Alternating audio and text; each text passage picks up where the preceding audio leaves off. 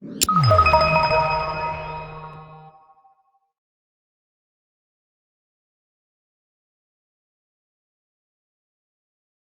the telecoms industry finally come up with a way to unlock the radio access network, seen by many as the last bastion of closed proprietary solutions? VMware and Deutsche Telekom have been collaborating on an open and intelligent vRAN platform based on ORAN standards and using Intel's FlexRun architecture to bring greater agility to radio access networks for both LTE and 5G.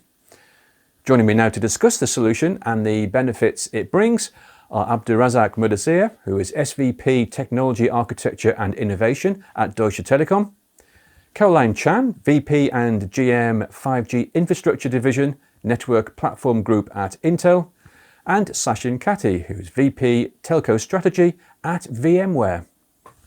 Hello everybody, thanks for joining us today. Thank you for having us. Thank you. Nice to be here. Hi there. Oh, pleasure. Abdu, let me start with you. Tell us more about this open vRAN platform that you first announced in February. Yes, indeed, that was actually a great milestone for us and also for the industry. Why is it so?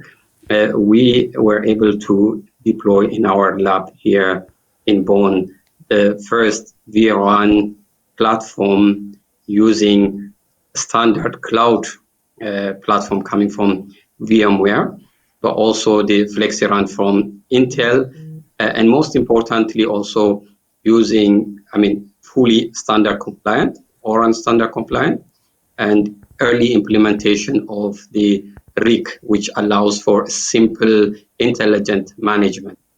This is a really important step for us towards the commercialization of the ORAN-based virtual RAN. And Abdu, why is this important for Deutsche Telekom? Why the move to investigate Open RAN? I think that the most important fact is that we have seen all our adjacent industry moving towards cloud. There is this agility, speed, and innovation coming across the cloud players and also from the chipset industry. And in the RAN, we've had really competent and excellent vendors driving this closed RAN ecosystem. And I think by now innovating and widening or opening up the radio access network, we will have new players enriching the ecosystem and allowing us to really learn and utilize new technologies, both from cloud, but also startups such as, or smaller players like Mavineer, or startups such as Cohere Technology. And that's exactly why we are innovating and pushing. And ultimately, we believe it will provide us a TCO advantage, and it will provide us enhanced customer experience, including speed. Well, let's hear how your partners have helped. Sachin, let's start with VMware. Tell us about how VMware has been involved in this project.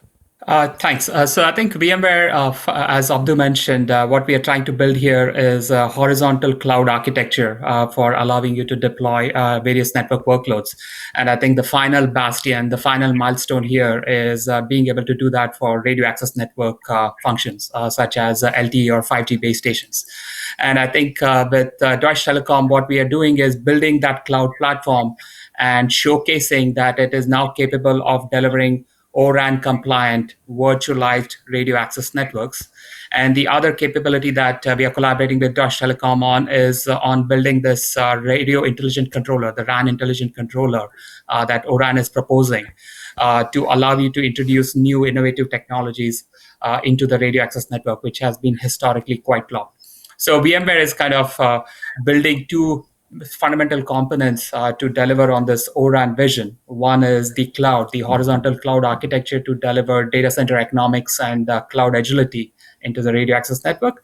And two is the radio controller platform to open up the radio access network and enable new innovations that optimize spectral efficiency, reduce the TCO to be introduced more rapidly into the radio access network. And Caroline, how has Intel been involved with the collaboration? So, here at Intel, we've been working on this vRAN concept for a long time. We deliver both the hardware silicon platform, the CPU plus the right accelerators.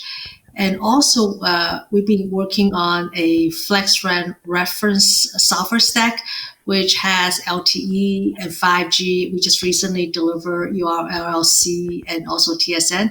The idea is to be partnering with the line minds like VMware and Deutsche Telekom, really started driving a cloud native all the way down into the network. Just like Abdul was saying, that there's a lot of goodness that we can gain from that: agility, flexibility, and where we believe that there is a TCO gain at the end. So we invested our resources, we invested a roadmap in order to really energize and help pushing this forward. Caroline, can you tell us a little more about the FlexRun architecture? So the FlexRun architecture is actually based on the Intel CPU with the acceleration built in. We are actually pipelining the LTE as well as the 5G layer 1 all the way through on top of the CPU, and with acceleration, we provide that as a license to our customers. They just sign a license agreement with us, and they will be able to use it to build up their final product. That's virtualized RAN, LTE, as well as the latest release 16 5G. Great. Well, let's look a little bit more into ORAN itself. I'd like to ask all three of you about how you're furthering the ORAN mission. Sachin, what would you say are the main benefits of ORAN? I think the biggest benefit is really giving operators more choice into how they deploy the radio access network, right? So historically, the radio access network has been vertically integrated. All of the different components that you get are coming from a single vendor ecosystem. And ORAN is driving disaggregation, right? So it's allowing more choice at every layer of the stack so that operators can pick the best of breed in each aspect. The second big benefit is really opening up the radio access network to be programmable and allow you to introduce new capabilities that optimize the network, deliver better capacity and latency, and so on. But I think more importantly, as 5G comes along and operators are looking to build and monetize new revenue streams on top of this 5G capability that they're deploying, ORAN is providing the interfaces for you to enable, for example, enterprise services that take advantage of such programmability to deliver differentiated services on top of the network. So I think if I were to sum up, it's about disaggregation, it's about virtualization, enabling a very flexible, agile network, and it's about programmability so that operators can very quickly deploy new services and monetize their 5G investments much better. And Caroline, can you tell us a little bit more about Intel's position on ORAN, how and why you're supporting the initiative? So we've been part of ORAN from the early inception. We, just like Sachin was saying, we do believe that ORAN is the right step forward for the industry to create a broad ecosystem, because we all understand that 5G is not just about smartphone. It's about going into the enterprise. It's about providing different level of services that DT is really driving forward. So we've been contributing our software, we've been contributing our expertise, especially around the virtualization layer, that how does that tie into the silicon.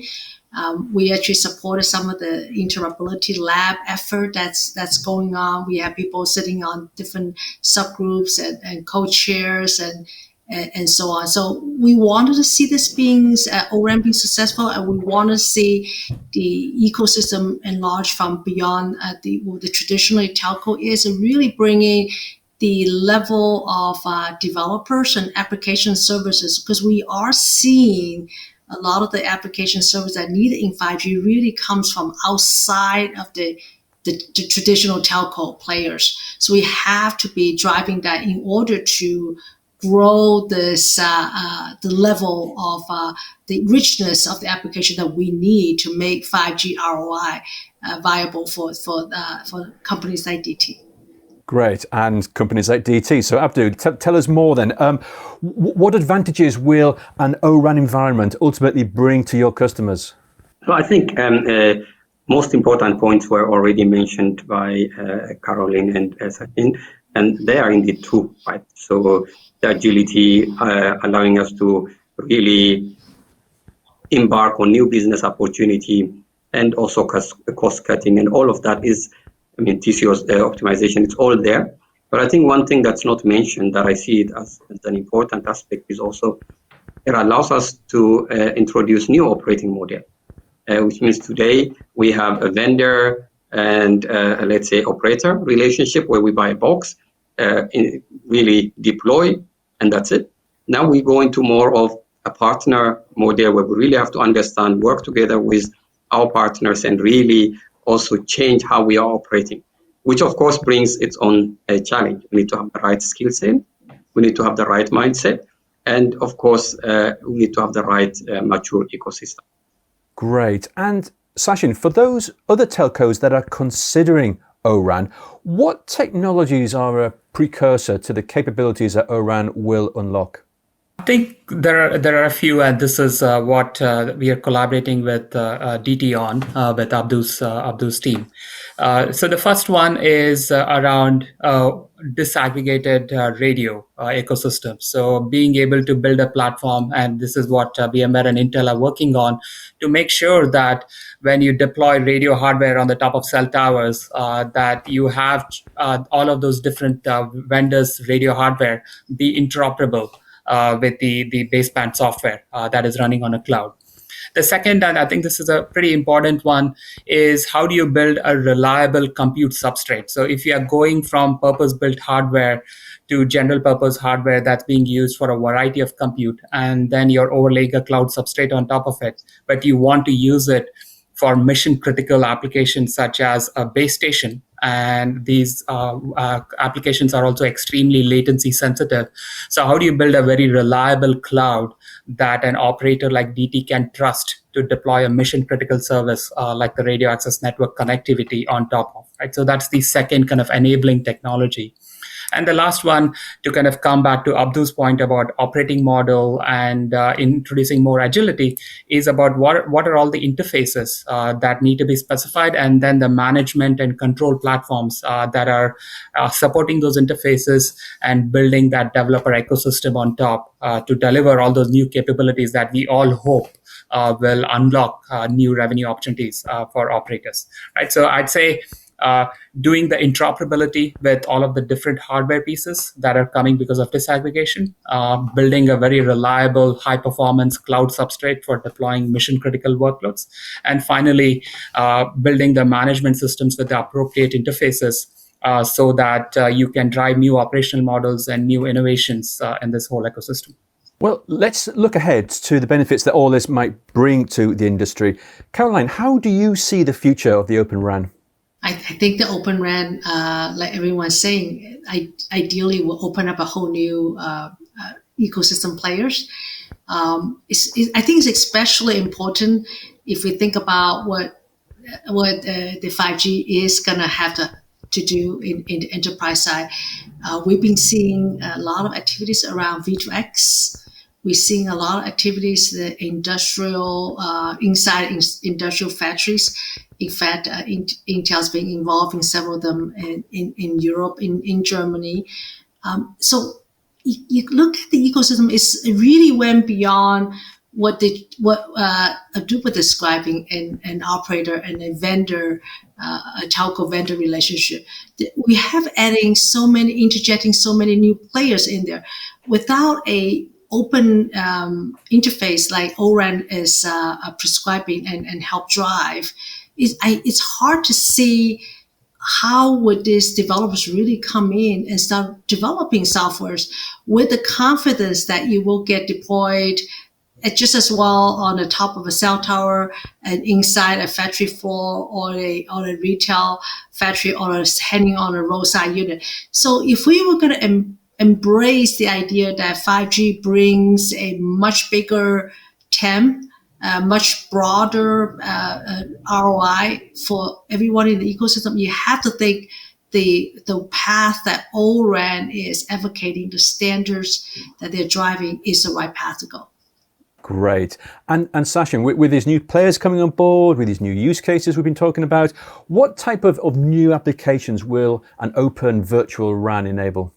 There's so many that I think we can spend the whole interview talking about the use cases, right? So, but just to pick on a couple, I think the big vector that we should think about is enterprise use cases that are being delivered on top of 5G. And specifically, what I mean by that is where the definition of enterprise is not just your traditional IT enterprise, but it could be new enterprises like the factory floor, the warehouse, transportation, and so on.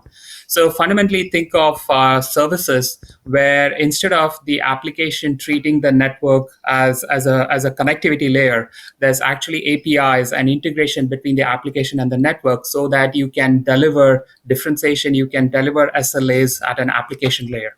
Right. So instead of an enterprise saying, let me buy connectivity and then let me just buy services from someone else, the 5G network is not just a connectivity service. It becomes a platform on top of which they can buy applications that or services that are differentiated, have SLAs associated with them that the network operator can stand behind.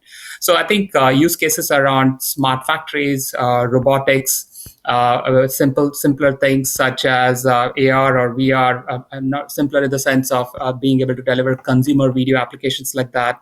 So all of these are services that are coming on top of such a platform. And Abdu, a final question to you. What are the next steps that are required for Deutsche Telekom and its customers to realize the benefit of this solution? Yeah, I think the first thing is we still have to continue to drive the ecosystem into maturity. Right? There's still questions around performance that we have shown already in the first stage. That's a right path, but there's still room to work on. We need to make sure that there is certain level of feature parity, even if it's not one-to-one copy. And that's something we need to still continue to drive.